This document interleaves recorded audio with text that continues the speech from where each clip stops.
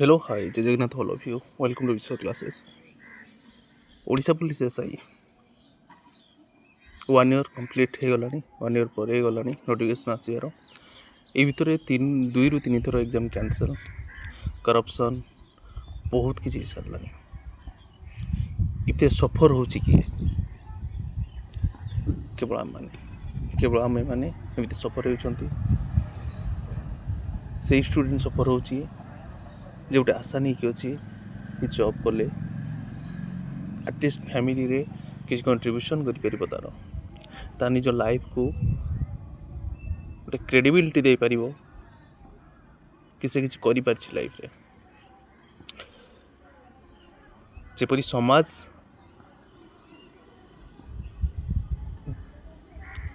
ତୁମମାନଙ୍କୁ ଯେଉଁ ନଜରରେ ଏବେ ଦେଖୁଛି, ଯେପର୍ଯ୍ୟନ୍ତ ତୁମେ ସିଲେକ୍ସନ୍ ନ ହେଇଛ, ସେ ବହୁତ କଠିନ କହିବା, ବହୁତ ହାର୍ଡ଼ ଫେସ୍। ସେଇଟା ବହୁତ ଦିନ ବିତିଗଲାଣି। ଏ ଭିତରେ ତୁମମାନେ ଦେଖିଥିବ ବହୁତ ସାରା କୋର୍ଟ କେସ୍ ହଉ କିମ୍ବା ସେ ଗଭର୍ଣ୍ଣମେଣ୍ଟର କିଛି ଇନିସିଏଟିଭ୍ ହଉ, ବହୁତ ସାରା କିଛି ହେଇସାରିଲାଣି। ତ ତା ଉପରେ ଆମେ କିଛି କଥା ହେବା ନାହିଁ, କାରଣ ସମସ୍ତେ ଜାଣିଥିବ ଗଭର୍ଣ୍ଣମେଣ୍ଟ କ'ଣ, ତା'ର ପଲିସି କ'ଣ, ଫରଗଟ୍ ଏଭ୍ରିଥିଙ୍ଗ। ତ ଷ୍ଟାର୍ଟ କରିବା ଆମେ ଆଜି। ଏ ଟପିକ୍ ଆଣିବାର ମୂଳ ଲକ୍ଷ୍ୟ ହେଲା ଯାହା ହେଇଯାଇଛି ତା ଉପରେ ଡିସ୍କସନ୍ ନ କରି ବର୍ତ୍ତମାନ ଯେଉଁ ଷ୍ଟେଜ୍ରେ ଆମେ ବର୍ତ୍ତମାନ ପହଞ୍ଚିଛେ, ତ ସେଇ ଷ୍ଟେଜ୍ରେ ଆମକୁ ନିଜ ପାଇଁ ଷ୍ଟେପ୍ ନେବାର ଅଛି ବା ନିଜ ପାଇଁ ଆଗକୁ ଯିବାର ଅଛି। 1 ରୁ 1.5 ବର୍ଷ ବିତିଗଲାଣି। ତ ଏବେ ଟାଇମ୍ ହେଉଛି ଆମକୁ ପରିଶ୍ରମ କରିବାର ନା। ଏବେ ଇଲେକ୍ସନ୍ 2027 ଅଛି, ତ ଏକ୍ଜାମ୍ ଡେଫିନେଟଲି ହେବ। ଆଉ ଏଇଟା ମନେ ରଖନ୍ତୁ, ବିନା କରପ୍ସନ୍ରେ ହିଁ ହେବ ଏକ୍ଜାମ୍। ଯେହେତୁ ଗୋଟେ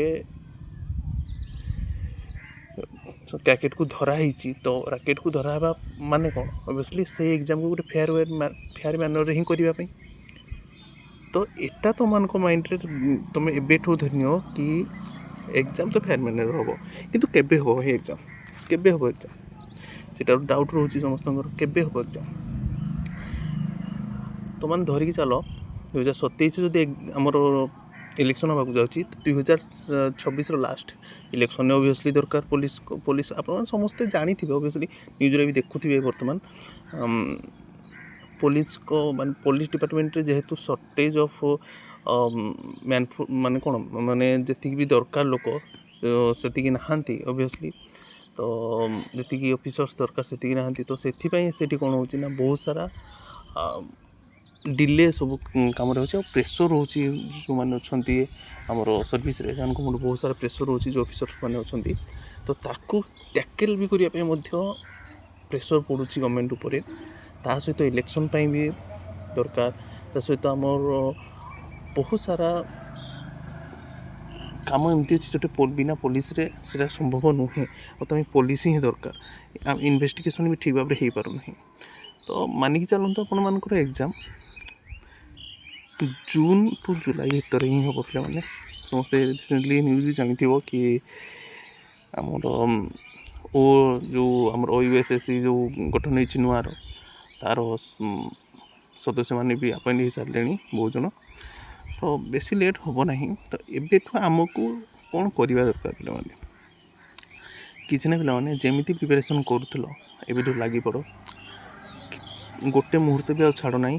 CGL ସରିଯିବ, ଦେନ୍ OSSC RI ତାହା ବି ସରିଯିବ। ଏଇ ଯେଉଁ ଟାଇମ୍ ଭିତରେ ତୁମକୁ ବୋଥ୍ OSSC RI ଯେଉଁମାନେ ଦେଉଛନ୍ତି ସେମାନେ ମଧ୍ୟ ପ୍ରିପାରେସନ୍ କରିବେ। କ'ଣ ଆମର SI ପାଇଁ କ'ଣ ପାଇଁ ନା 2-3 ମାସ ଫରକ ରହିବ ଏକ୍ଜାମ୍ ଭିତରେ। ଆଉ ଏଇଟା କନଫର୍ମ ଯେ ଏକ୍ଜାମ୍ର ୱିଦିନ୍ 15 ଡେଜ୍ ତୁମର ଫିଜିକାଲ୍ ବି ହେଇଯିବ। And within 15 days to 20 days ଭିତରେ ତୁମେ ରେଜଲ୍ଟ ଦେଖିବାକୁ ପାଇବ। ଓଡ଼ିଶା ପୋଲିସ୍ SI କଥା କହୁଛି। ତ ଏବେଠୁ ଲାଗିପଡ଼ ପିଲାମାନେ, ବହୁତ କମ୍ ଦିନ ରହିଗଲା। ଯାହା ବି ହେଇଛି ତାକୁ ସାଇଡ଼୍ରେ ରଖ, ଯେଉଁଟାକି ଆମେ କେବେ ଆଉ ରିଟର୍ଣ୍ଣ ବି ସେଇ ଫେଜ୍କୁ ଯାଇପାରିବାନି କି ଏକ୍ଜାମ୍ ଜଲ୍ଦି ହେଇଯିବ। ଯାହା ବି ହେଇଛି ଭଲ ହେଇଛି। ତ ଆଜି ପାଇଁ ଏତିକି। Have a nice day. God bless you all.